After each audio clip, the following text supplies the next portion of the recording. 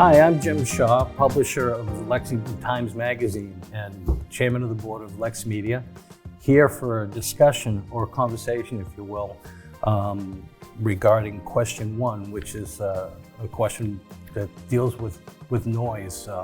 Rather than me go into the sort of the definition of the question, I've got a couple of guests with me today that represent either side of the position. This is not a debate today. This is a discussion where both sides can present their case for why they believe their position is most important.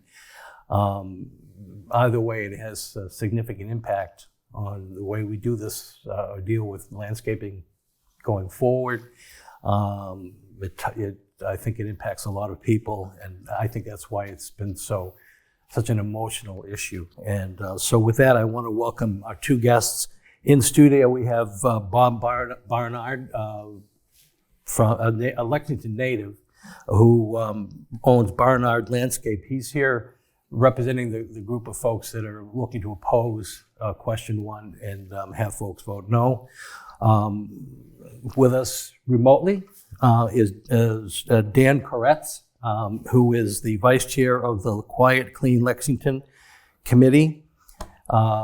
He's also co-chair of the Noise Advisory Committee. I would point out that Bob is not here just as a local landscaper. He's also here representing the Lexington Citizens for Choice. So with that, I want to ask each of you to just take a minute.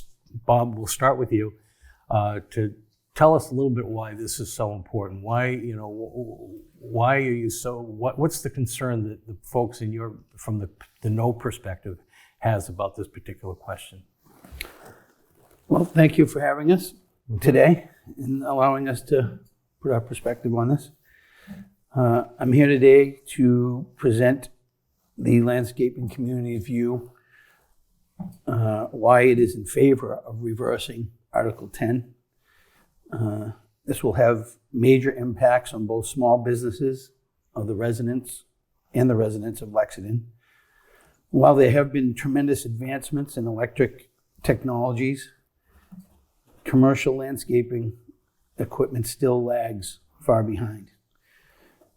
We want to stress that we are not opposed to a cleaner, quieter alternative when it is feasible, but that time is not now.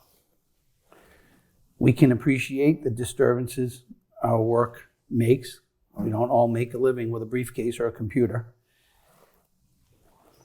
And our work can cause problems in the daily life of residents that are now working from home that prior to the pandemic weren't.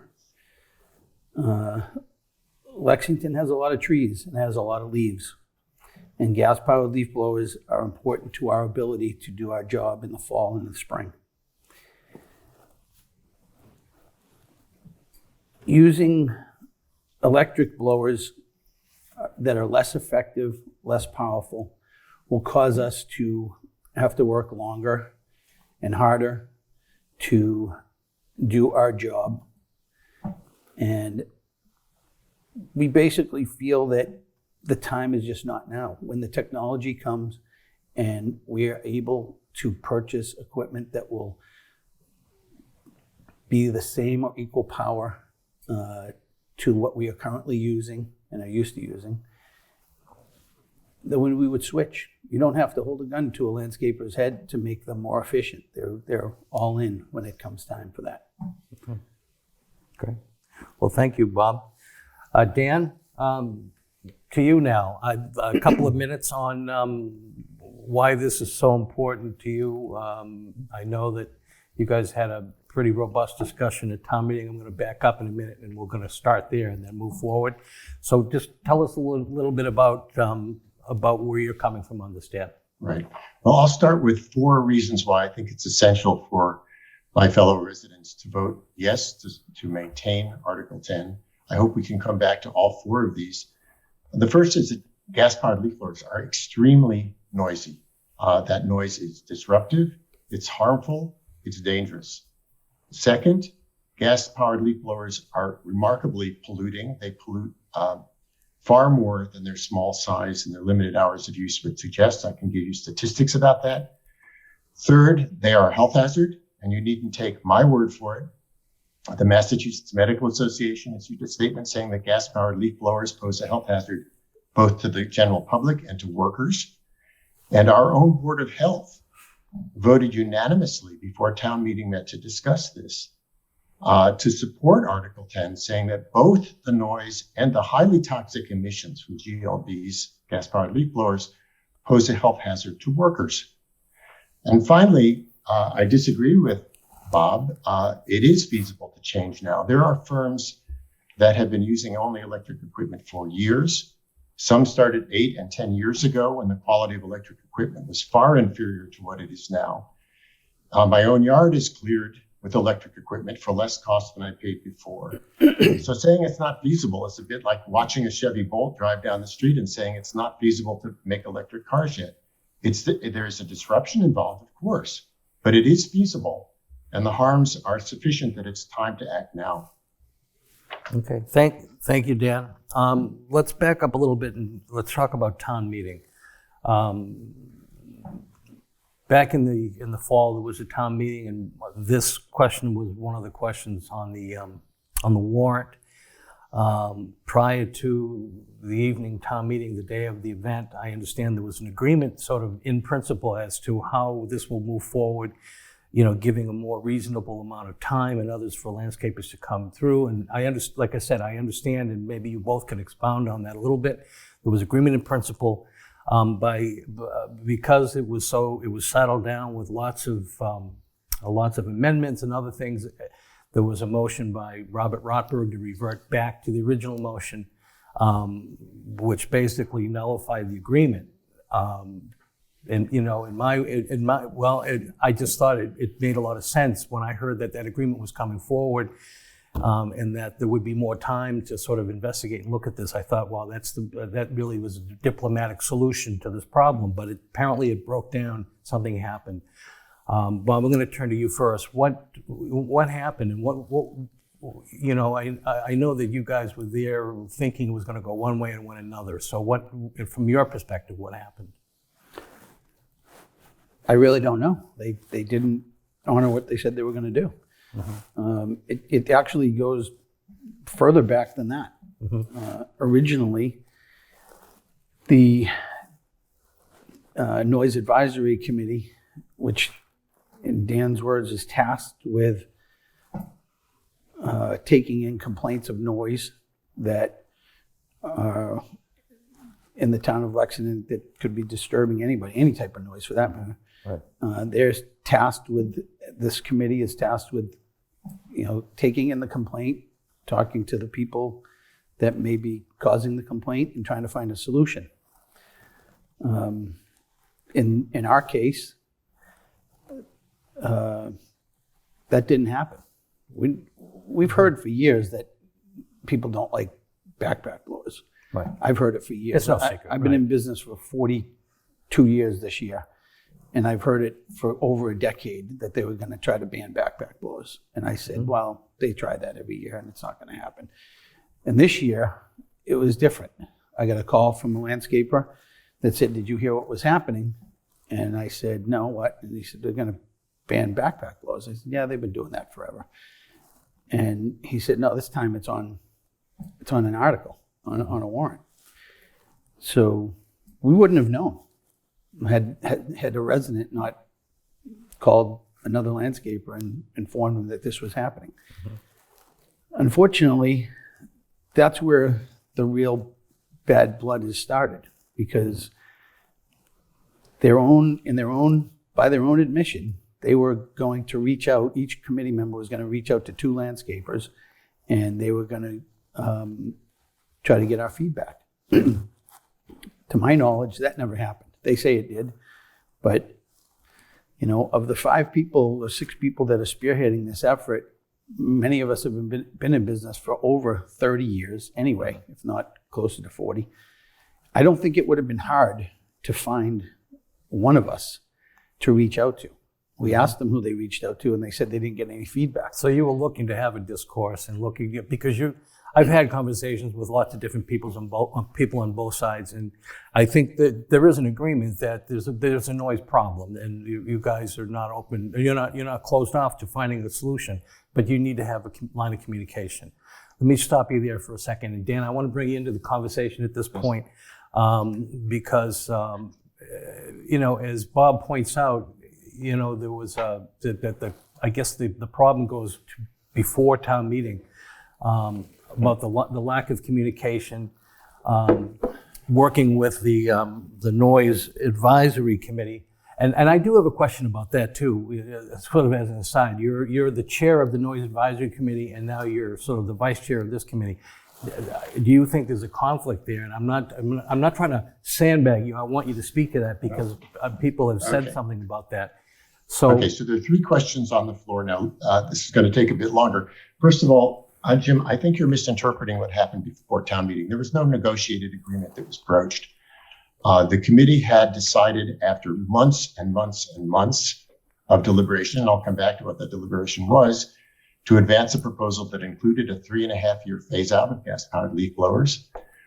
Because of open meeting law, the committee can't meet without 48 hours notice. So the committee voted to give me discretion to act individually as chair if things came up. The day before the meeting, I was called by Jill Hay, the chair of the select board, who asked me if I would be willing to pull the phase out because she thought it would cause the entire motion to go down. And so I agreed. That was a misreading of town meeting, which immediately put it all back and then voted 85% to 15% to pass Article 14. That's all that was going on there. In terms of the Noise Advisory Committee, I think to some degree it's a waste of our very short time to debate the Noise Advisory Committees, because what Lexington residents face is not a vote about the Noise Advisory Committee. It's a vote about whether the community is better off with or without Article 10. But Bob was one of 57 landscapers who was invited to open meetings by the Noise Advisory Committee last year. He attended both of them. He was one of 57 landscapers who received an email telling them that we would maintain an open online comment period until August 31st of this past year, at which point we would close the comment period and return to deliberating about a phase out. So there's no sleight of hand here. There was no sleight of hand. One of the organizers, in fact, the person who filed the no petition, was asked personally by me on February 22nd of last year, exactly a year ago today, for input. And Bob was one of 26 landscapers who sent a petition to the select board about this last February. So this was not a sleight of hand. Now, in terms of conflict of interest, I actually took this to the state attorney general, Jim. The attorney general's opinion was that we as individuals on the committee were free to act on either side of this. The committee was not free to act. And for that reason, she said there could never be more than 2 members of the committee present in a discussion of the campaign organization at one time. So that's what we have done. I agreed to participate because A, I think this is very important for the health and well-being of our community. And B, because having spent the better part of 4 years on this, I had a lot of information at my fingertips that would be very useful to the campaign, and I think very useful to the community in deciding how to vote. So you don't see any middle ground, because now we're just going to have sort of a free discussion. You don't see any middle ground. I know at this point it's a matter of going to the polls and the people will decide. But is there any middle ground? You seem to think that there's really, that the resources are available sort of in a wholesale way to them in order to sort of shift over to battery powered tools. Do you see any way of, even after the results of the election comes through, win, lose, or draw, do you see any way of being able to negotiate something that makes, I think, more sense? Rather, it's because this is not black and white. Let's face it. Well, you either use gas-powered leaf blowers or you don't. That's binary. You either do use them or you don't. In the committee's view, which apparently was overwhelmingly accepted by town meeting, in fact, they specifically debated this point.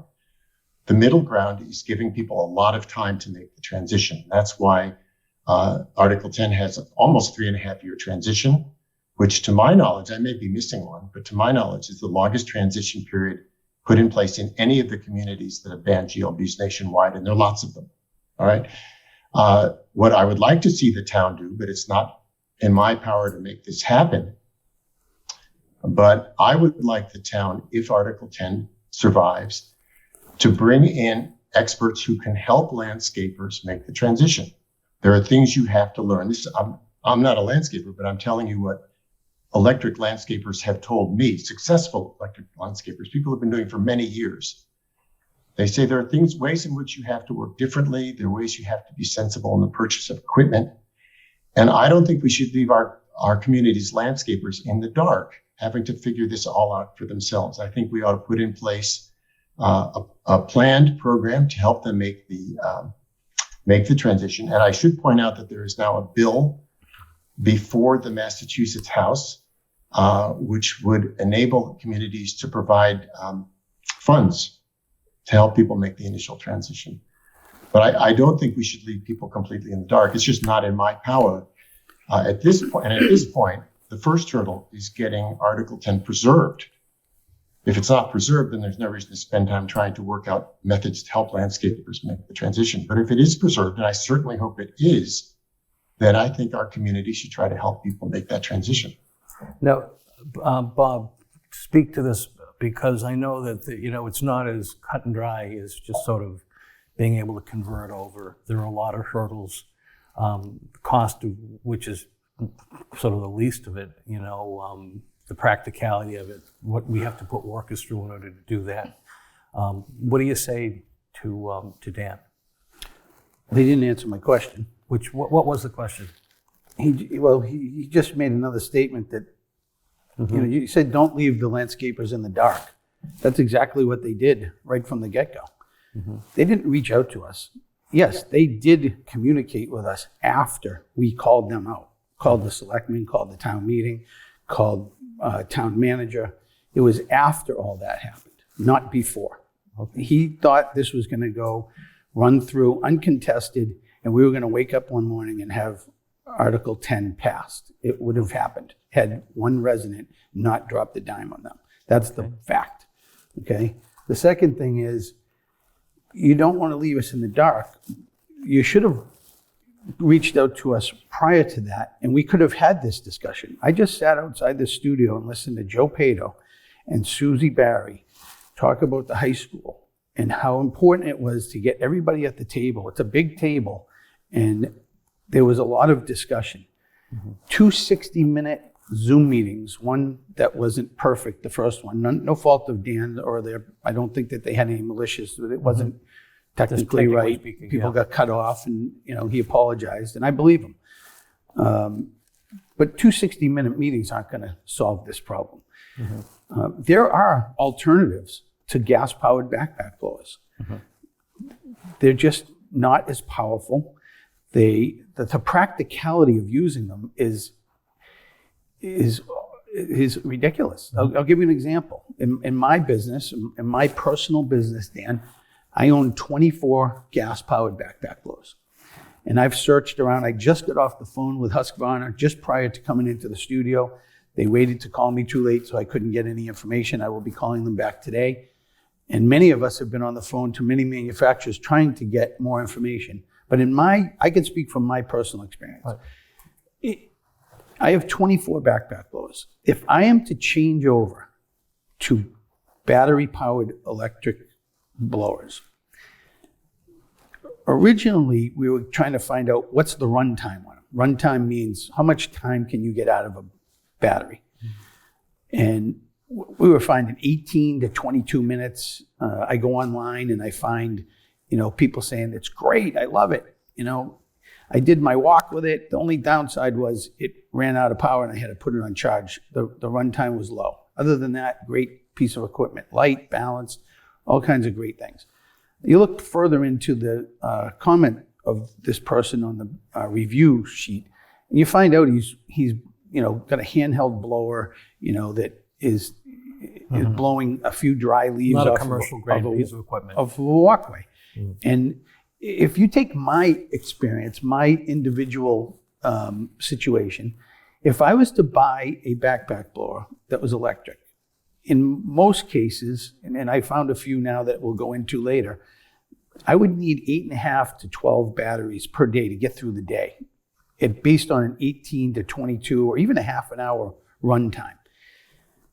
What people aren't taking into consideration is, how are we going to charge those batteries? I mean, am I supposed to take them home? What if we don't have, what about the landscapers that work out of a trailer? And I know dozens of them that don't have an indoor shop, and they don't have even access to electricity. How are they going to charge it? Not to mention the cost and the cost is a whole nother conversation we'll get to. But what do they do? What happens if a fuse blows or a breaker trips, and you get there in the morning and you realize that nothing's been charged? Right. How long does it take from a guy to take a battery out of his machine, his backpack, run to the trailer? How do you store these things? We've done, the Lexington landscapers in this community have done a lot of research, and batteries are fragile. They're plastic in many cases. They're prone to causing fires, these lithium batteries. They tell you not to use them outdoors in the water. You know, we work outdoors all the time and they're wet. Where do we put them on a trailer? We have to be careful to store them, not get bounced around. If they crack and they get exposed to oxygen, it can cause a fire. A lithium fire isn't put out with traditional fire extinguishers. There's a boat burning in the ocean right now with 4,000 cars on it. And they say that the blaze is being kept alive by the lithium batteries that are on board. And they're bringing a special crew out to deal with the fire because of that. Let me hold you there, because I know there's some extenuating issues that we want to touch on. Now, Dan, I want to give you a chance to sort of respond to what he's saying here. Now, first of all, again, in terms of the matter of feasibility, the best way to look at the matter of feasibility is to ask, are people successfully doing this? And the answer is yes, because we're relatively late to the game, actually, compared to some other communities. We went to the Washington, D.C. area, which is 3.5 years ahead of us in this process. Gas-powered leaf blowers are already illegal in D.C., and they will soon be illegal in some suburban communities. And we found that people are, in fact, able to do this. All right, it does involve some adaptation, but it's doable. Bob is right that the initial costs are high because of batteries, but what he's not saying is that the operating costs are far lower. The energy costs are a fraction as high, maintenance costs are much lower. So what we did is we turned to the American Green Zone Alliance, which has the most experience of any organization in the country, helping contractors and towns and institutions like universities switch to electric equipment. And we said, what is the cost over a reasonable length of time? Add in everything, add in chargers, add in batteries, add in maintenance, add in oil for the gas leaf blowers. And I said, I don't want something from California. I want something from communities with heavy leaf loads like we have. All right. They gave us a range of estimates, and these are based on actually tracking people out in the field. All right. Watching how many hours they're actually running the machines and so on. And they said it's highly variable depending on patterns of use, patterns of maintenance, what oil you use, and so on. But they gave us a range of estimates of net costs over 4 years for a 3-blower crew. And those estimates ranged from 0 to a worst case analysis of $1,250 a year per crew. Now, that's not trivial, but divide that among the jobs that crew does, and it comes to a couple of bucks a job. The transition, and this is where I hope we can help landscapers, is that the costs are uneven.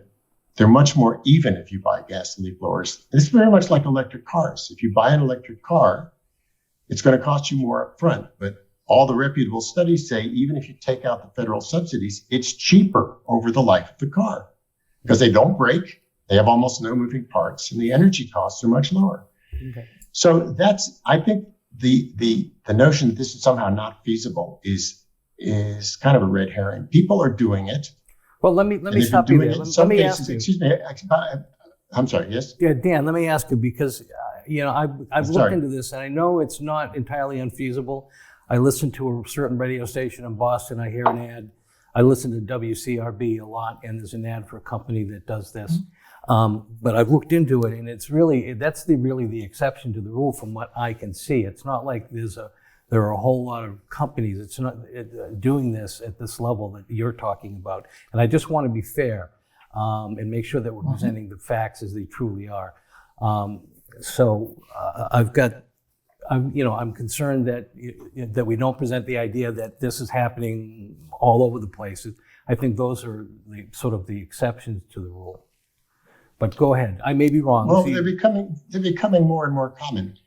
Regulation of leaf blowers is very common. Outright bans of leaf blowers, gas leaf blowers, started in California a long time ago. But it has moved to the upper Midwest, where leaf loads are very high. As I mentioned, DC, a city of 650,000 people, are completely banned in DC. That's an area that has very heavy leaf loads from oaks and tulip poplars and silver maples. It's rare here because there hasn't been an incentive or a need to make the change. Right. That's why we went to the Maryland and DC area to hear from other people who've successfully done this. And by the way, two of the people who wrote us back said that they had been using only electric blowers for 9 and 12 years, respectively. Right. George Koretz, who owns the company that cleans my yard, has used only local company, obviously, has used only electric blowers for 8 years. And he pointed out in the League of Women Voters discussion that when he started using electric blowers, they were roughly 1/4 as powerful as they are now. They're still not as powerful as the really noisy, highly polluting gas leaf blowers, but they're much more powerful than they were when he started running his successful business. Okay. I'm going to let Bob weigh in, but I wanted to point out too, there are no other communities in Massachusetts. I know there were some that sort of backed up, but this would be the only community in Massachusetts to have such a rule or a bylaw. I'm not what we'd call it, but that would enforce a ban on these leaf blowers. Arlington did it, and so because you're talking about other communities, Arlington did it, and then they retreated from their position.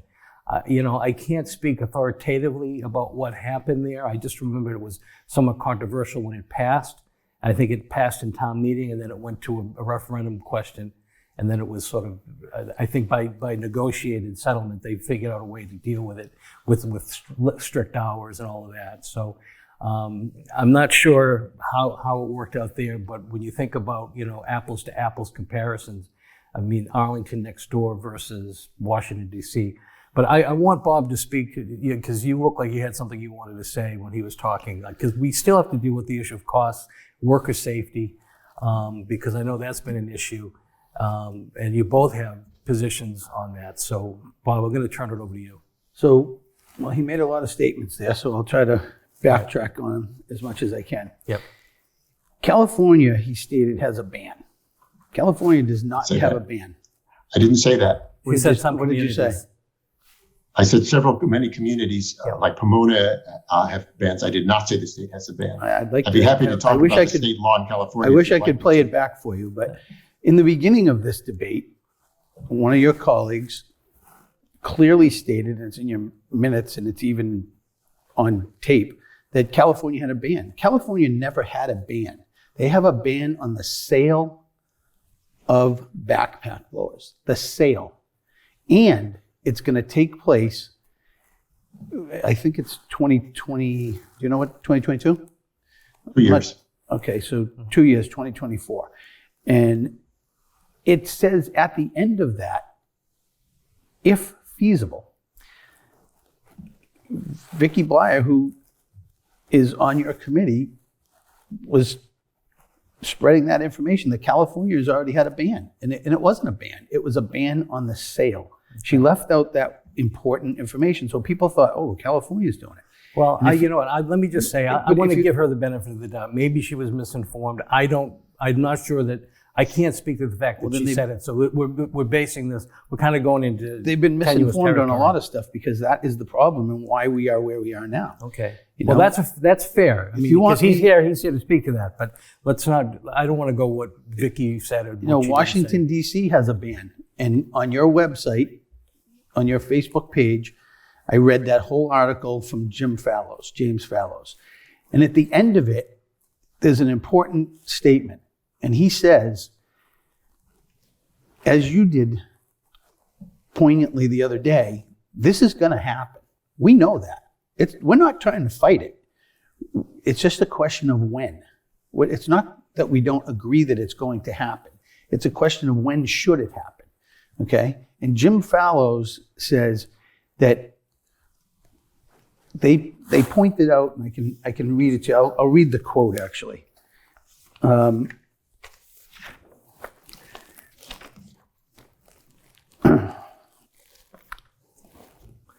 The article is about talking about how a small group of local activists got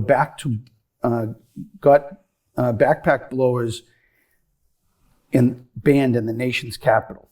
And here's a quote from him. Nearly 10 years from now, everyone in the industry knows that practically all leaf blowers will be battery powered.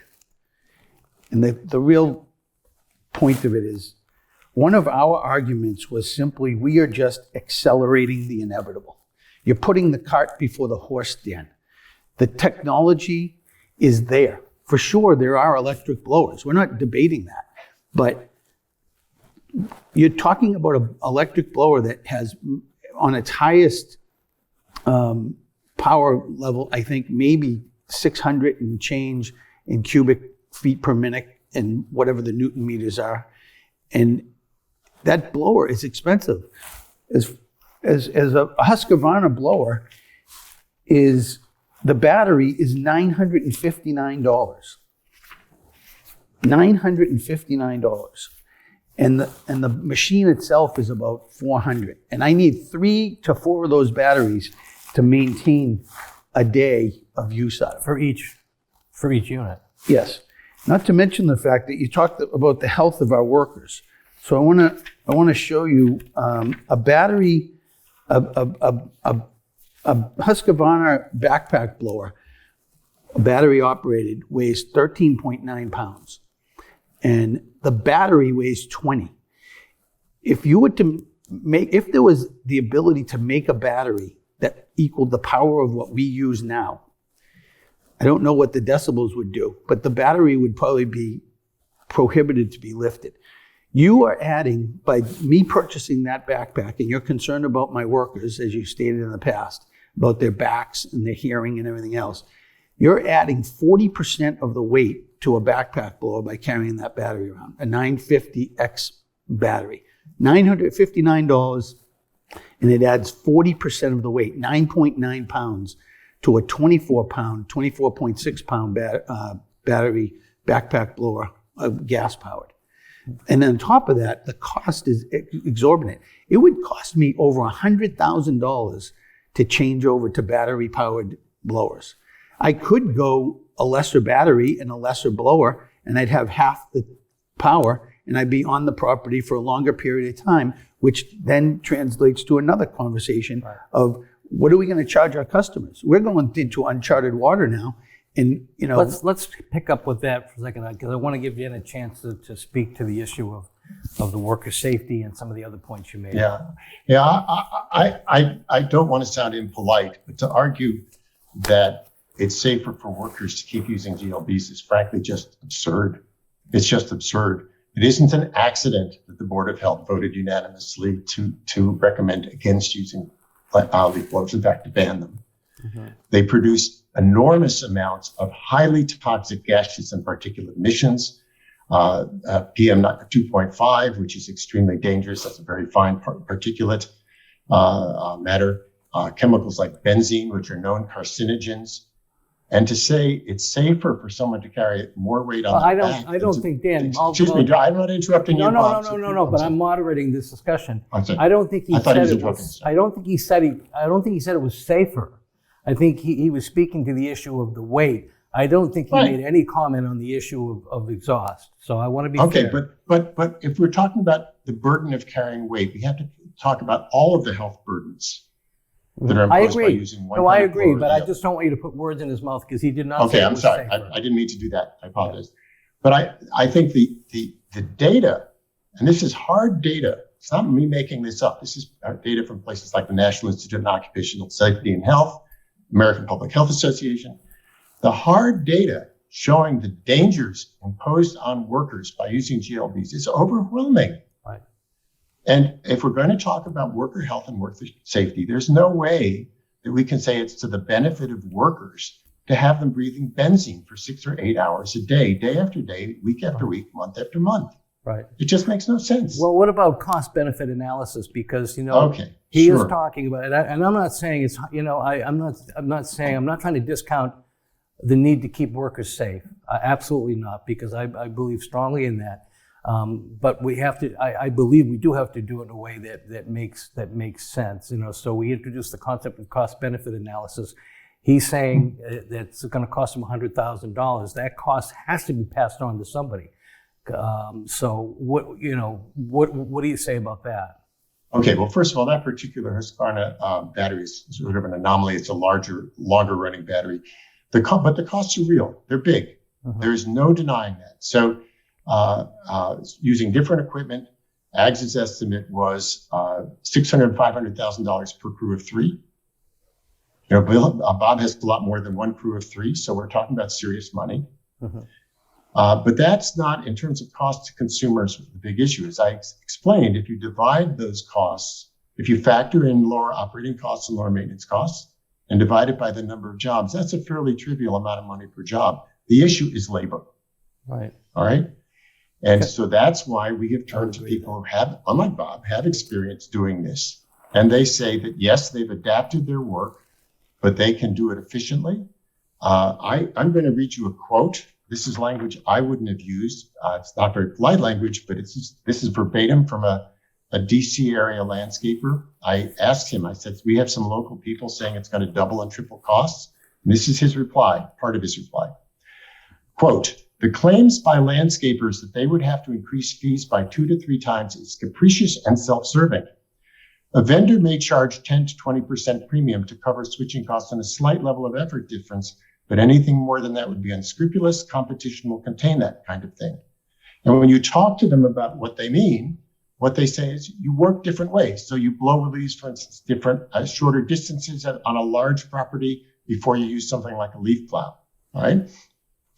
Several of them have said that in small lots like mine, and like a lot of the lots in Lexington, it doesn't actually make any difference at all because they don't have to blow leaves very far. But if the question is, will this in the end increase costs for some Lexington consumers? The honest answer is yes, it will. If the question is, should it increase a lot? The answer is no. And if the question is, will it increase it for everyone? The answer is no. My costs went down. Okay. Bob, you're sitting right here. You're a landscape contractor.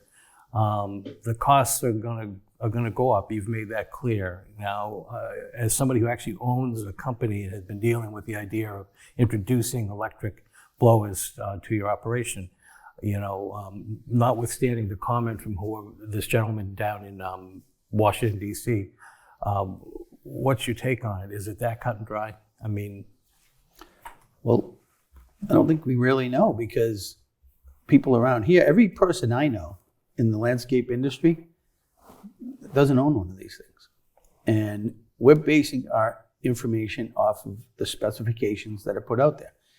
It would make sense that if you have a 950 cubic foot per minute CFM blower and you're going to use a 462 cubic foot per minute blower, you're not going to be able to blow it as fast and as efficient. And that is what leaf blowing comes down to, efficiency. The fact that we have to go run and change a battery every 22 minutes or 25 minutes or even 2 hours is another problem. And then add into all that cost and to charge it at night, where do we charge it? Right. Do I have to go down and change batteries or do I buy battery charges? A weak battery is $299. The expensive one is $959. I almost fell off my chair when I saw that. I've gone to two of my suppliers that I deal with for 20 plus years. And I asked them, do you have one of these that I can look at? No, we don't stock them. Why not? Because people don't buy them. I've listened to your friend George Koretz tell us that he does 180 properties with 5 people. Okay, I'm a little bit bigger than him, but I can do math in my head pretty quick, and he is not doing the same properties that I am doing, because I do 200 with 16 people, and I also do commercial properties.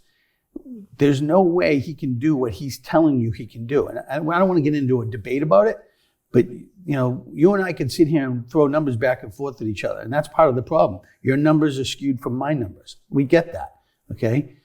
The bottom line here is you're putting the cart before the horse. Right. You've stated it in some of the support literature that you've put out there. You realize that this is just not ready yet. It's coming, and we will be the first ones on board to buy it, but it is not here yet, and that's our biggest argument. What about the elderly people in Lexington that I've had for 40 years? I've had some of my very first customers I still have. When I had my very first customer up until probably 7 years ago, and my second or third around the first earlier customers just passed away in Lexington. I had him for over 28 years, working. I probably even more than that, 38 years, because I'm in business for 40 years. I've worked for one of the selectmen who I just sat here and watched, and in all the times that I've had him over 10 or 15 years, he's never come out once and complained about this. There's so many issues that we did not discuss financially, economically, socioeconomic, everything, that was just not enough time.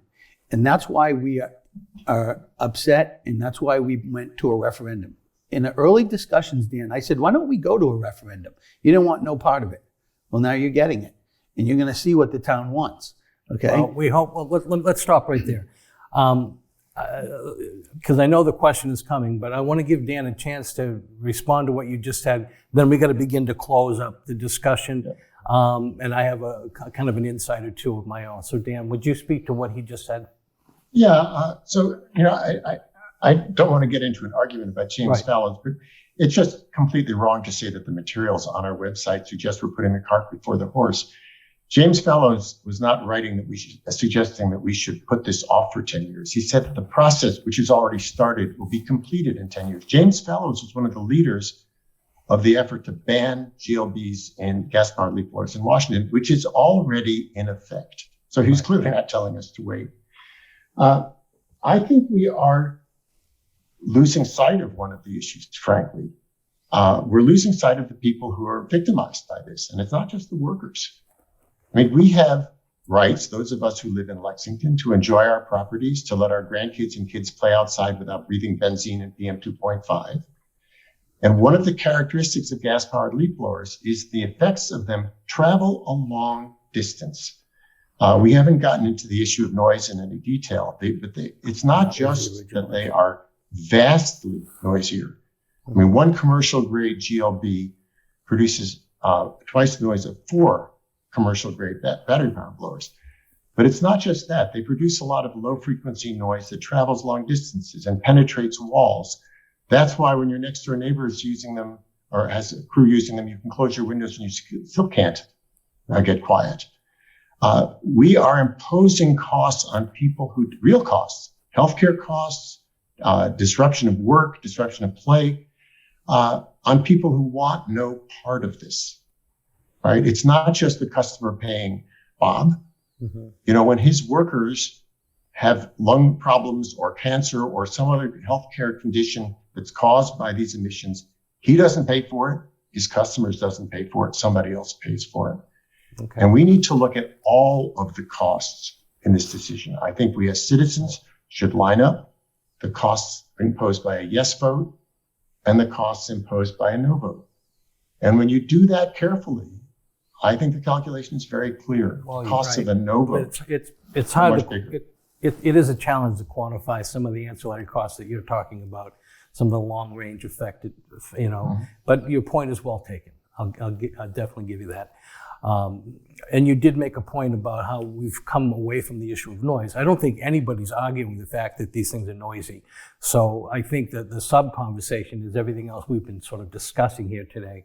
And we've got to someone bring this to a close, and I'm really sorry that we do, because we were just sort of getting into but I will say this, and I just feel as though, take myself out as a moderator here, but as a voter, I've never missed an election in Lexington in my entire life. I vote, I participate, and I just still think that there needs to be more information about, as to why this is so important to do at this moment. But I'm not trying to come down on a position, because that would be inappropriate for me at this point. I just think, I want to ask Bob, because one of the things you talked about, and I see it in your advertising, is now is not the time. So there's really nobody in your industry that argues that the harmful effects. And as an industry, you want to address that, but you're just saying we need more time to get our head around it. Is that No, we don't have to get our head around anything. We understand electricity. I don't need to be taught how to blow leaves. I'm quite sure that I have 4 times the amount of experience that George Koretz has. I've forgotten more than he probably knows. I don't need to be taught how to blow leaves, and my guys don't. Some of my guys have 25 years experience. I've had guys for 25 years. We know how to do our job. Right. But we've never used a backpack blower that's electric. We're going to try them. But again, you're shoving it down the throat of the landscapers and the residents. And there wasn't a lot of time to talk. I mean, yes, it's been a year, but a lot of it was,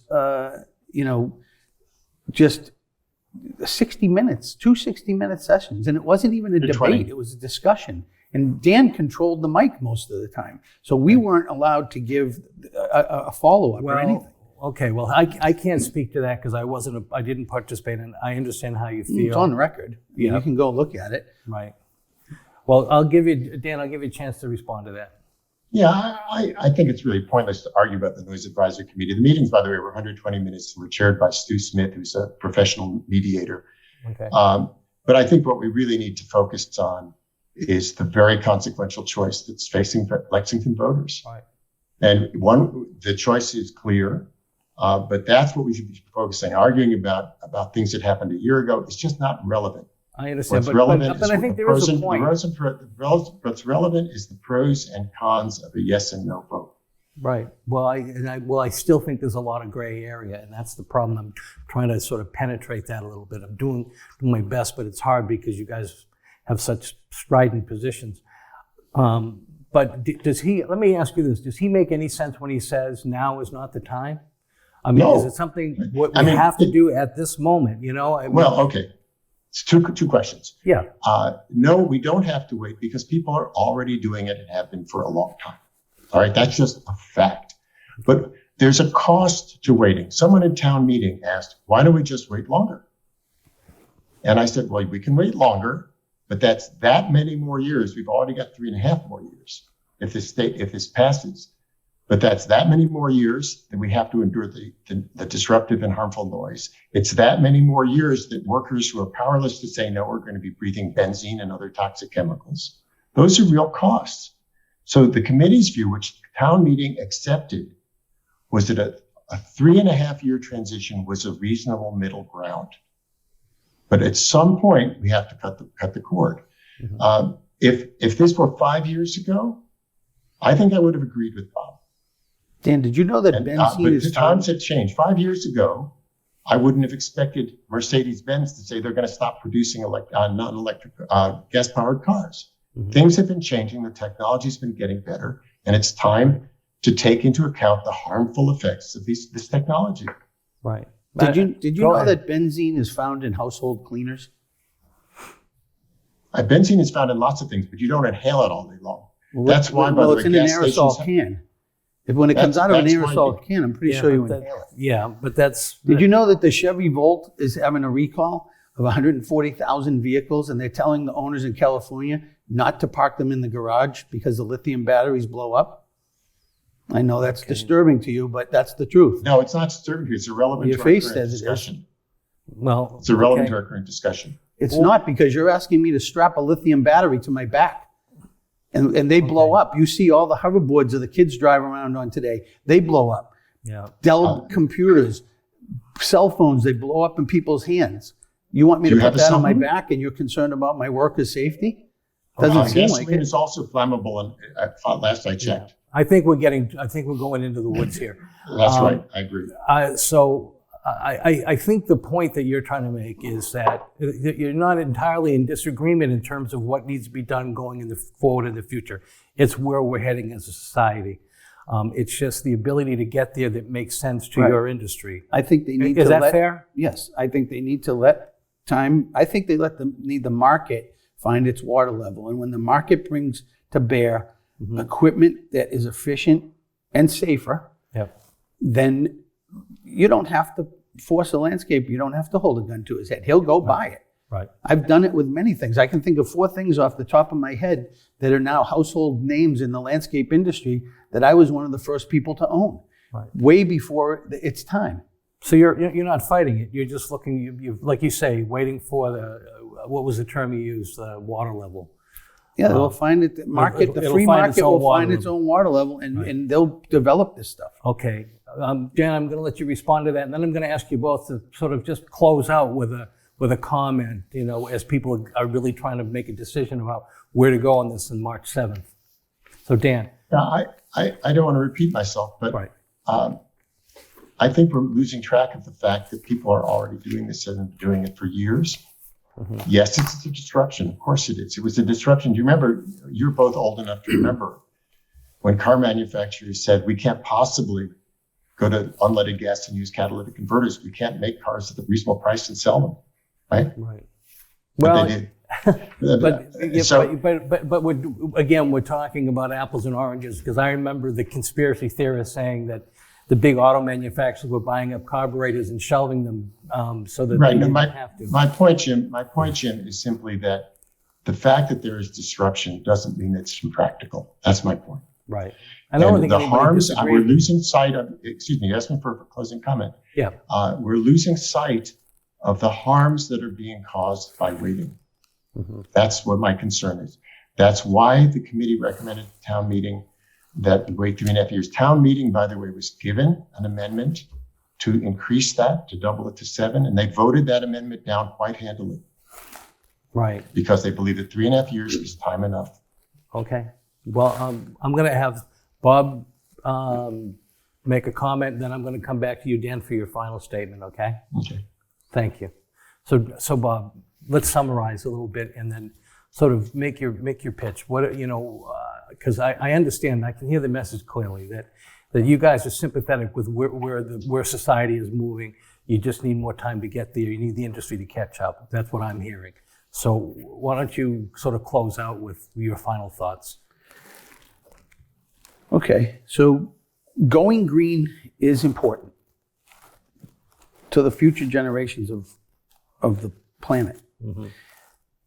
We are behind that, and we will support it. Landscapers are part of the green industry. Our jobs are to maintain outdoor spaces for the residents of Lexington to enjoy, and all communities. And we hope that someday, in the very near future, sooner rather than later, that these manufacturers will come up with something. There's a lot going on in the world, and they don't all focus their priorities on backpack blowers.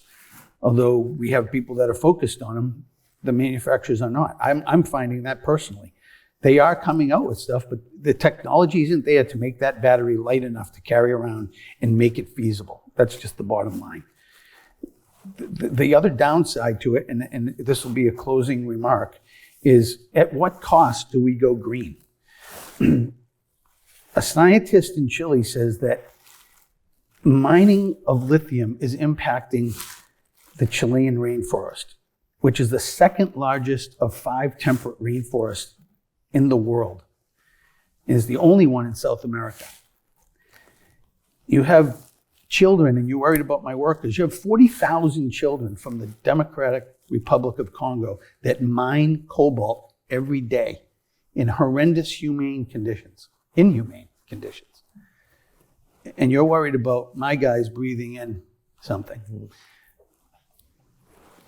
I believe that all lives matter, I've been doing this for 40 years. I've known people that did it for 40 years before me. I don't know of anybody who's died from carrying a backpack blower or even was responsible for any illness. I'm not saying it can't happen and it's a long-term effect, but there are other things that we're doing to the planet by accelerating this, by not waiting for the correct technology to come out. And then think of those kids in Africa that are mining this stuff.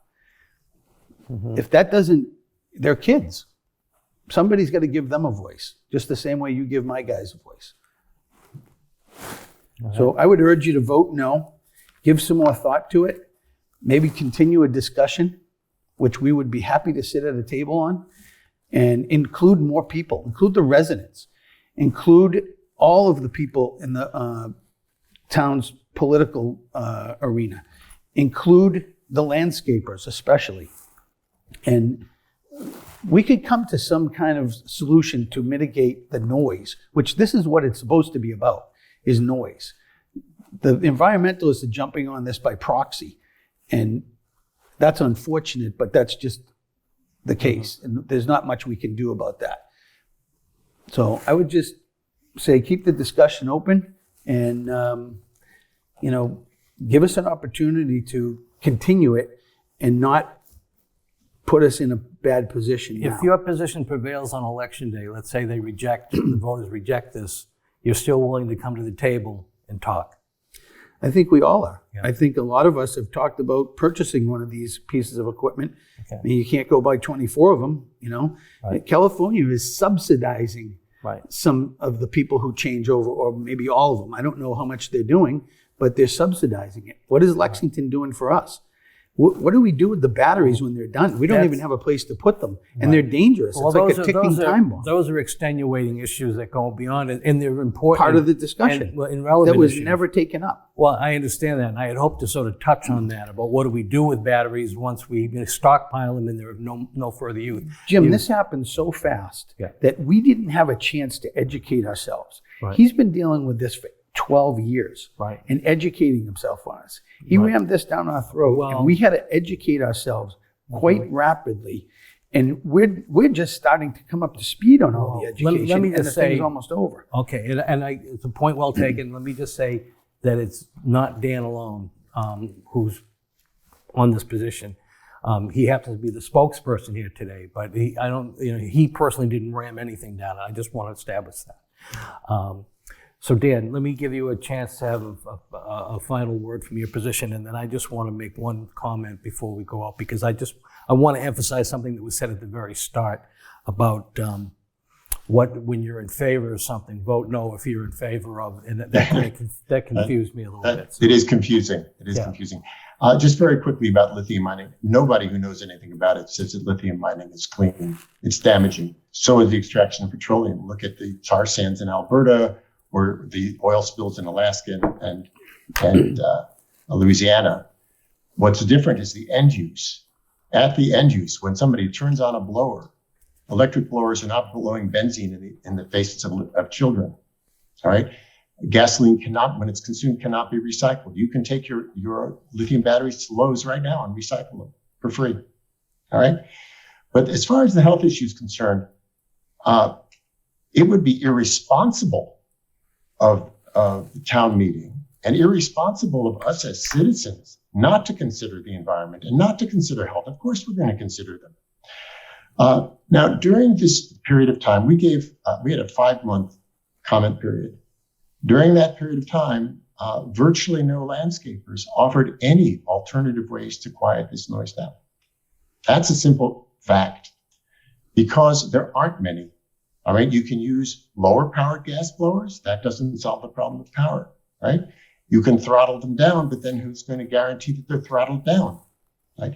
The Noise Committee actually looked at a number of communities, including, say, Newton, that tried to impose noise limits, 65, 67 decibels. It's unenforceable. We couldn't find another way to quiet this noise down, and neither did the landscapers provide us any other ways to quiet this noise down. There is only one practical way, and that's to get rid of these machines. And that's what we have to do. So I urge all of my fellow citizens to come out on the 7th and vote for the health and well-being of our community to end this frankly abusive use of machines. I'll just give one statistic since we really skirted the noise issue. On 3 separate occasions, I measured 93 decibels at a property line in my neighborhood, because it's common now among some landscapers to bring 4, 5, even 6 of these machines onto one small property at a time.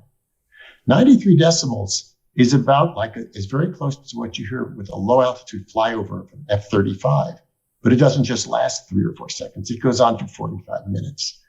So it's really time for us, for the well-being of our community, for the well-being of our kids and grandkids, in my case, grandkids, and for the well-being of the workers, to stop using these machines. And 3.5 years is a good long time to make that transition. It's not 3.5 years, it's 3. Okay. Well, so let me just say too, and I want to reemphasize. Thank you, Dan, for your comments.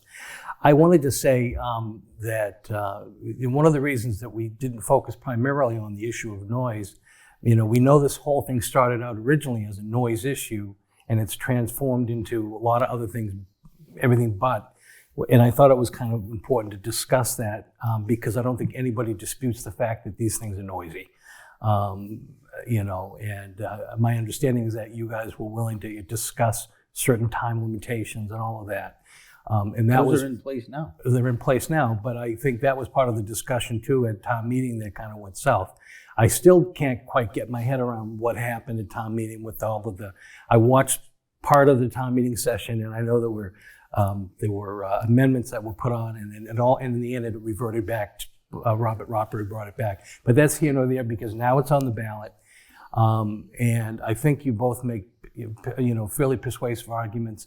I think it's clear that you folks are saying, when I say the no campaign is saying we just need a little more time.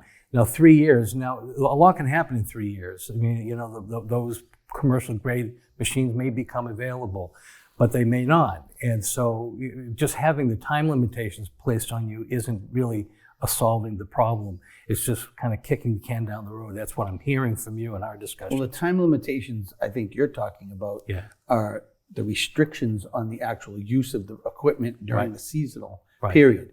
The time limitations that are imposed on the actual ban come in 2025 and residents in 2026. Right. So if you start the clock in the next few weeks when our season is about to start, it's at 3 years, 3 solid years. And it is a long time and things could change. But I've talked to many people, contrary to what he's talked to, and I mean, they're working on it, but I don't see anything happening. I mean, I'm just trying to find out if there are any common ground here, because you're both reasonable people. And I think it's important for, people are trying to figure out a way to, where they're going to go on this. I think they want to give the benefit of the doubt to local landscapers who live here. Many of the landscapers live in this community too. They don't just come in and service the community. And you make very compelling arguments, Dan, about the health and safety of not just the employees, but the people in the community, the noise levels and all of that. Is an outright ban a reach right now at this point, given that no other community in Massachusetts has gone that far with it, and stayed there, I should say, because they just retreated. So I don't know. I'm just trying to find some common ground, but clearly you guys have positions that you really stuck to. And well, it's not our responsibility. It's our responsibility to find common ground during a negotiation. Right. But that time has passed. Right. So as I said earlier, I wanted a referendum vote right from the beginning. Let the people of Lexington decide. And they will. They will this on March 7th. Dan didn't want any part of that. He wanted to decide. He wanted town meeting to decide. Mm-hmm. Town meeting was very disappointing. If this passes overwhelmingly, then that just shows that town meeting isn't representative of their constituents, because it was a big loss at town meeting. That very well may be, but it wouldn't be the first time, nor will it be the last time. I hate to say, I was a member of that body for well over 30 years. And I was often surprised by some of the positions that came out of town meeting. But I said this was coming to an end, and I don't want to keep dragging it on because we could sit here all day talking about it. I think you both made fairly persuasive arguments either way. I want to thank you both for coming here. Dan, is there anything that you want to add before we actually sign off? I'll just add something factual about what's happening in Massachusetts. Yep. We are the first community to enact a ban on GLBs.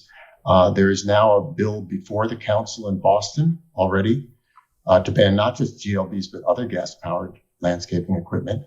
And since the referendum campaign has begun, we have been contacted by people in, I believe, 5 other nearby towns who want to follow suit. So, even if the referendum goes the no way and Article 10 is rescinded, this is going to happen fairly soon in Eastern Massachusetts. It's not just us. Okay. As we close out, I want to, as I said, and we have gone way over, and I'll take responsibility for that because we were having, I think, a pretty good discussion here, and I just want people to be informed as much as possible. Made the point, if a no vote would be in favor, explain that. Because that's a little confusing to me. So if you guys can help me out, Dan, Sure. Let me throw to you, Dan, first, and then I'll... Sure. It is very confusing. It's a matter of Massachusetts law that if a referendum attempts to override a town meeting vote, the referendum is worded so that yes means uphold the town meeting vote, right, and no means override. So it's confusing. I mean, because when people first hear about this, they often expect it to be the other way around. Right. But people need to understand that yes means keep Article 10 as town meeting passed it, and no means overturn it, rescind it. And you agree with that? That's in that interpretation. So a no vote means you want to repeal what the action of town meeting. That's correct, yeah. Okay. That would be a correct statement. We need everybody to get out and vote.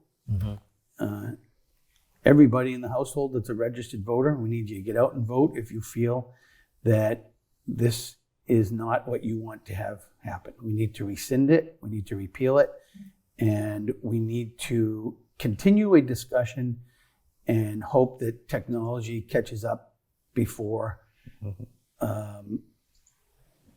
we find ourselves in another town meeting vote or a situation where because I hate it when people in the community are opposed, because it's hard not to get to that thing where it feels personal, even though it's not personal. And I know for you guys, a livelihood it's personal. It's your livelihood. I get that, but it's I'm one of those folks. Can't we all just get along? So, Dan, I want to thank you for being with us today. Thank you, Jim. Thanks, Bob. Yeah, and Bob. Thank you, Dan. Thank you. And I want to thank both of you for being here. Let me close out by saying I hope this conversation helped you to some degree get a better understanding of where we're going with this question 1. I think somebody told me historically we've only had a handful of referendum questions like this in the history of our town government, so it is a big deal. We hope you take the time to go out and vote March 7th. It'll be on the local ballot along with local elected officials, and I think the polls are open from 7 a.m. to 8 p.m. on Monday, March 7th. So please take the time to get out and vote and participate. Again, thank you, Bob, and thank you, Dan, very much. Thank you, Jim. For this.